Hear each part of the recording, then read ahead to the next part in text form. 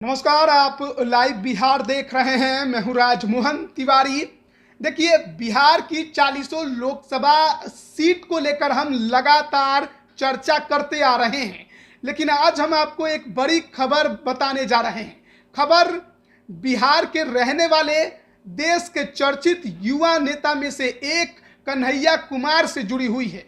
कन्हैया कुमार जो कि 2019 के लोकसभा चुनाव में बेगूसराय सीट पर बीजेपी के फायर ब्रांड नेता केंद्रीय मंत्री गिरिराज सिंह से भिड़ गए थे, यानी कि उनके खिलाफ चुनाव लड़ा था। लेकिन अब उनको लेकर खबर ये आ रही है कि कन्हैया कुमार ने खुद को पूरी तरह से बिहार से अपने आप को दूर कर लिया है, यानी कि 2024 लोकसभा चुनाव में कन्हैया कुमार आपको बिहार में चुनाव लड़ते नजर नहीं आएंगे। अब वो दिल्ली की राजनीति करेंगे और दिल्ली में चुनाव भी लड़ेंगे। किस सीट पर लड़ेंगे वो भी हम आपको बताने जा रहे हैं, किसके खिलाफ लड़ेंगे वो भी हम आपको बताने जा रहे हैं। लेकिन सबसे पहले आपको बताएं कि कन्हैया कुमार की राजनीति कहां से शुरू हुई। देखिए, जेएनयू के छात्र संघ के अध्यक्ष बने, उसके बाद जेएनयू कैंपस में देश विरोधी नारे लगने को लेकर उन पर काफी गंभीर आरोप लगा, जेल गए,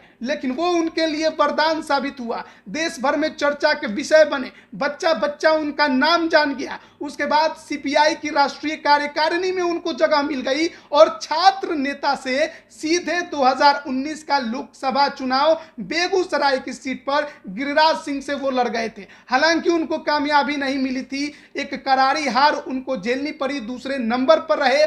लेकिन अब वो सीपीआई के नेता नहीं है।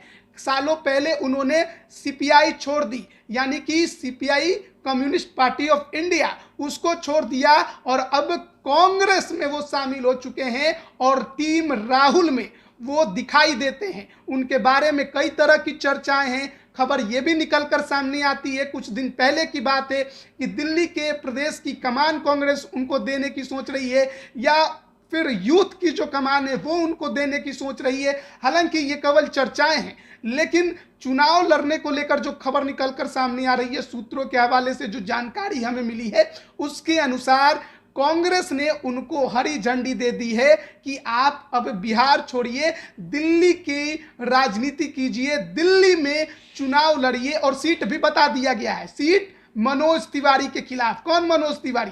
वही मनोज तिवारी जो भोजपुरी के सुपरस्टार हैं, उनको हर कोई जानता है, कई फिल्में की, लेकिन अब राजनीति करते हैं, बीजेपी की राजनीति करते हैं, बीजेपी की विचारधारा की बात करते हैं। 2014-2019 लोकसभा का चुनाव बीजेपी के टिकट पर जीता। कहां से जीता? तो दिल्ली के उत्तर पूर्वी लोकसभा सीट पर चुनाव जीता। और 24 में भी हो सकता है कि मनोज तिवारी बीजेपी की तरफ से वहां उम्मीदवार हो, लेकिन इस बार उनके सामने एक और बिहारी उन्हें चुनौती देगा। मनोज तिवारी भी बिहार के रहने वाले हैं। कैमूर डिस्ट्रिक्ट जो है बिहार का, वहाँ उनके पिता जो थे, उनकी पुश्तैनी जो जमीनें हैं, जो घर हैं वो हैं, यानी कि पैतृक जो जिला है वो कैमूर है बिहार का। हालांकि जन्म उनका जरूर बनारस में हुआ है, लेकिन इस बार दिल्ली के उत्तर पूर्वी सीट लोकसभा सीट पर दो बिहारियों के बीच आपको भिड़ंत देखने को मिल सकती है। एक तरफ बीजेपी से मनोज तिवारी, दूसरी तरफ आपको कांग्रेस से कन्हैया कुमार भी टकराते नजर आ सकते हैं। सबसे पहले आपको अगर मनोज तिवारी के बारे में बताएं तो भले ही आज वो बीजेपी के कद्दावर नेताओं में से गिने जाते हैं, वो दिल्ली की प्रदेश कमान वो संभाल चुके हैं पहले, लेकिन सबसे पहले जो उन्होंने चुनाव लड़ा था वो समाजवादी पार्टी के टिकट पर लड़ा था। 2009 में उन्होंने अपने राजनीतिक पारी की शुरुआत समाजवादी पार्टी के टिकट पर की थी। गोरखपुर में योगी आदित्यनाथ के खिलाफ लोकसभा का चुनाव लड़ा था, हार गए थे, तीसरे नंबर पर आए थे। उसके बाद उन्होंने बीजेपी का दामन थामा था और दिल्ली की जो उत्तर पूर्वी लोकसभा की सीट है, जो कि 2009 में अस्तित्व में आई, उसके बाद लगातार 2014-2019 में वो इस सीट से चुनाव जीतते रहे। अगर हम बात करें इस सीट के बारे में, जो सीट उत्तर पूर्वी लोकसभा की है दिल्ली की, यह एशिया की सबसे बड़ी घनी आबादी वाला इलाका है 2011 के जनगणना के अनुसार। और 2008 से पहले यह पूर्वी दिल्ली संसदीय सीट का हिस्सा हुआ करती थी, लेकिन परिसीमन के बाद 2009 में ये अस्तित्व में आई। और इस सीट की एक खासियत भी है, खासियत ये है कि इस सीट पर हमेशा बाहरी उम्मीदवार ही चुनाव जीतता रहता है। मनोज तिवारी मौजूदा सांसद जरूर हैं, लेकिन इस बार उनको काफ़ी चुनौतियों का सामना करना पड़ सकता है। देखिए 2014 में मनोज तिवारी इस सीट से चुनाव जीते थे और आपको मैं बताऊं कि लगभग 5,96,125 वोट मिले थे, लेकिन आम आदमी पार्टी के आनंद कुमार को 4,52,041 वोट मिले थे। यानी कि मनोज तिवारी इस सीट पर 1,44,000 से अधिक वोटों से चुनाव जीते थे।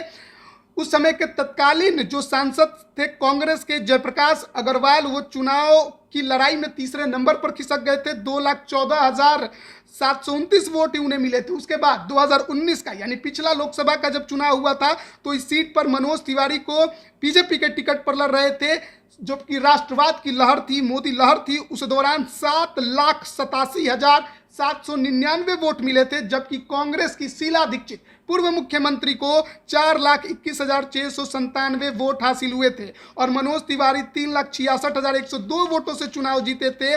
दिलीप पांडे आम आदमी उम्मीदवार को 1,90,000 वोट मिले थे, वो तीसरे नंबर पर खिसक गए थे। तो यह सीट की जो लड़ाई है वो बेहद ही दिलचस्प होने वाली है। कन्हैया कुमार अगर इस सीट पर उतरते हैं तो निश्चित तौर पर जो लड़ाई है वो बेहद आपको कांटे की होगी और दो बिहारियों के बीच यह लड़ाई आपको देखने को मिल सकती है। अगर इस सीट के समीकरण को हम समझने की कोशिश करें तो इस संसदीय सीट पर अलग अलग जातीय समीकरण है। बिहार में ही जाति नहीं चलता है। दिल्ली क्योंकि प्रवासी वहाँ ज़्यादा रहते हैं, खासकर यूपी बिहार के लोग रहते हैं, तो जातीय समीकरण वहाँ भी चलता है। लेकिन वहाँ पर जातीय समीकरण से ज़्यादा जो बाहरी प्रवासी आबादी है वो और अनधिकृत कॉलोनियाँ जो हैं उनका अपना समीकरण बना हुआ है और इस वजह से वहाँ पर वोट बैंक जो है उसी आधार पर समीकरण जैसा बनता है, जिसके पक्ष में बनता है वो चुनाव जीतने में कामयाब होता है। उत्तर पूर्वी लोकसभा के अंदर 10 विधानसभा की सीटें आती हैं, जिसमें कि सीमापुरी, गोकलपुरी, गोंडा, सलीमपुर, रोहतास नगर, बाबरपुर, करावल नगर, तिमारपुर, मुस्तफ़ाबाद और बुरारी। ये 10 लोकसभा की सीटें हैं जिसमें आम आदमी पार्टी का जरूर कब्जा है। लेकिन बात जब लोकसभा की होती है तो कहानी बदल जाती है। हम लगातार देखते हैं कि विधानसभा में कोई जीते कोई हारे, लेकिन लोकसभा में जब मोदी चेहरा होता है, जब राष्ट्र की बात आती है, देश चलाने की बात आती है, केंद्र सरकार के लिए चुनाव होता है, तो बीजेपी का पलड़ा जरूर भारी हो जाता है। लेकिन उत्तर पूर्वी लोकसभा की जो यह सीट है उसमें सलीमपुर, मुस्तफ़ाबाद और गोंडा, ये 3 जो सीटें हैं वहाँ पर मुस्लिम आबादी अहम भूमिका में होती है। यानी कि इस लोकसभा सीट पर 23% जो है मुस्लिमों की आबादी है, जो कि कन्हैया कुमार के पक्ष में नज़र भी आती है। इसके अलावा यूपी और बिहार के रहने वाले जो हैं उनकी आबादी इस सीट पर अधिक है, मतदाता उनके ज़्यादा हैं। तो ऐसे में जब लड़ाई 2 बिहारियों के बीच होगी तो कांटे की लड़ाई देखने को मिल सकती है और मनोज तिवारी को हो सकता है कि इस बार चुनौती मिले, क्योंकि कर्नाटक और हिमाचल प्रदेश में चुनाव जीतने के बाद कांग्रेस जो है उसका मनोबल बढ़ा हुआ है और अपने हिसाब से वो अब आगे निर्णय लेने की तैयारी में लगी हुई है। हालांकि दिल्ली की अगर बात करें तो प्रदेश कमान जो है अब तक वहां पर ढीला ढाला है। जो अभी वर्तमान में अध्यक्ष हैं वो लगभग 9 के बराबर हैं, काम उतना कर नहीं रहे हैं और कहिए कि एक तरह से वो निष्क्रिय हो चुके हैं, क्योंकि बहुत जल्द अध्यक्ष पद को लेकर वहां पर कांग्रेस के तरफ से फैसला होना है। हर कोई इंतजार में पड़ा है कि प्रदेश की कमान किसे मिलेगी। उसमें जो रेस बन रही है उसमें अरविंदर सिंह लवली का नाम है, देवेंद्र यादव का नाम है, शीला दीक्षित के बेटे संदीप दीक्षित का नाम है और कन्हैया कुमार का भी नाम है। देखना बड़ा दिलचस्प होगा कि किस प्रकार से प्रदेश की कमान कांग्रेस किसे सौंपती है। इसके अलावा जो विपक्षी एकता की मुहिम चल रही है, अगर कांग्रेस और अरविंद केजरीवाल एक साथ मिल जाए तो दिल्ली में जो 7 लोकसभा की सीटें हैं उस पर बीजेपी को चुनौती दिया जा सकता है। अभी 7 के 7 पर बीजेपी का कब्जा है, तो ऐसे में अरविंद केजरीवाल को भी जरूरत है एक सहयोगी की, कांग्रेस को भी दिल्ली में जरूरत है एक सहयोगी की। हालांकि ये दूर की कौड़ी दिखती है, क्योंकि अभी हाल ही में कर्नाटक चुनाव हुआ, कांग्रेस ने केजरीवाल को कोई न्योता नहीं दिया शपथ ग्रहण में शामिल होने को लेकर, और केजरीवाल की तरफ से भी अभी तक कुछ वैसा बयान देखने को नहीं मिला हो जिसमें लगे कि कांग्रेस के साथ वो गठबंधन करने को तैयार है। हालांकि नीतीश कुमार के साथ मुलाकात में उन्होंने जरूर कहा कि विपक्षी एकता की मुहिम में वो भी साथ देना चाहते हैं, लेकिन उस हिसाब से सबको सोचने की जरूरत है। अब देखना बड़ा दिलचस्प होगा कि 24 की लड़ाई कैसे होती है तो क्या कांग्रेस और अरविंद केजरीवाल की पार्टी का गठबंधन होता है या नहीं होता है। अगर होता है तो फिर सीटों का जो बंटवारा है वो कैसे होगा, और अगर नहीं होता है तो किस प्रकार से कांग्रेस जो है वो दिल्ली में अपने कद को बढ़ाने की कोशिश करती है, बीजेपी को चुनौती देने की कोशिश करती है। और कन्हैया कुमार जो कि बिहार के रहने वाले हैं, पिछला चुनाव बेगूसराय से लड़ा था, लेकिन अब कांग्रेस में शामिल होने के बाद दिल्ली की राजनीति में वो कितना कुछ कर पाते हैं। और जो खबर निकलकर सामने आ रही है कि उत्तर पूर्वी दिल्ली लोकसभा सीट से वो मनोज तिवारी को चुनौती दे सकते हैं,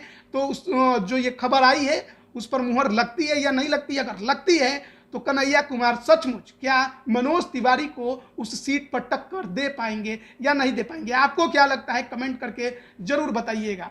बने रहिए लाइव बिहार के साथ। आप सभी का बहुत बहुत धन्यवाद। लाइव बिहार यूट्यूब पर सब्सक्राइब और फेसबुक पर लाइक जरूर करें।